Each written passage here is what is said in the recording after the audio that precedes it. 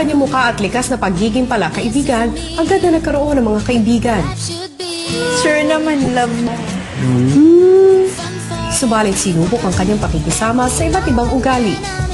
Sabi niya, Ivan, sa'yo bading ka daw. Iinis ako sa bad breath. Ngunit natutong tumanggap ng mga kamalian. Sorry. Alam ko na isa ako sa tinaguturing mo ate dito. Parang ang bad ko, kuya. Sa pagdaan ng mga araw ay hinamon naman ang pagkatao dahil nawalay sa pamilya at walang masasandigan. Sobrang namimiss ko po yung family ko. Ako, syempre gusto ko dito. Saya ako. At humugot ng lakas ng loob mula sa mga kasama. At ipinakita na maaaring makalinga kahit wala sa sariling tahanan. Pinipilit ko may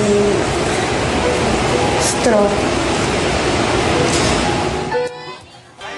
Nakipagsabayan, nakisalimuha, at nakisama, isang kaibigang mahihinahan at masasandalan.